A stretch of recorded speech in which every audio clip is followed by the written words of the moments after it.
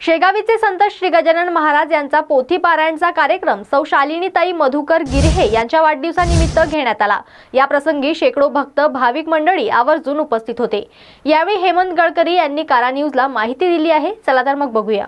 आमचे मित्र आणि महाराष्ट्र नवनिर्माण सेनेचे उपशहर अध्यक्ष, त्याचप्रमाणे विविध सेलवर राज्य कार्यकारिणीत काम करणारे श्री तुषार गिरे यांच्या मातोश्रींचा वाढदिवस आहे। आपल्या आईच्या वाढदिवसाच्या प्रती काय कर्तव्य करायचं हे तो अतिशय प्रामाणिकपणे अनेक वर्षापासून करतो आहे, हे आम्ही बघतो आहे। समाजातील विविध घटकांना अन्नदान असेल, विविध वस्तूंचं वाटप असेल किंवा केवळ राजकारणात आणि समाजकारणातच आम्ही वावरतो आणि राजकारणातले आणि समाजकारणातलेच कार्यक्रम आम्ही घेतो असं नाही, तर धार्मिक कार्यक्रमामध्ये सुद्धा जी आमची श्रद्धा आहे त्या श्रद्धेवर विश्वास ठेवून धार्मिक कार्यक्रमाला सुद्धा हात घालणं हे आमचं परम कर्तव्य आहे। हे तुषारने आज दाखवून दिलेलं आहे।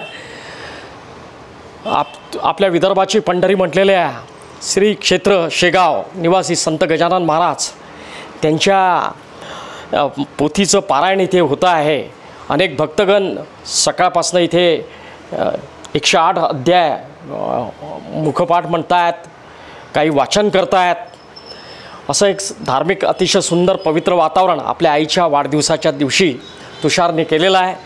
मी त्यांच्या मातोश्रीला त्या 100 वर्ष अतिशय सुंदर निरोगी आयुष्य जगो हीच संत गजानन महाराजांच्या चरणी प्रार्थना करतो।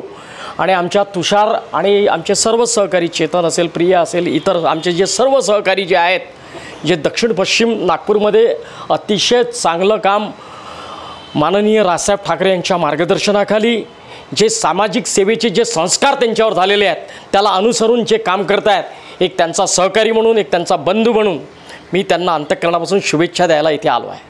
धन्यवाद। जय हिंद, जय महाराष्ट्र।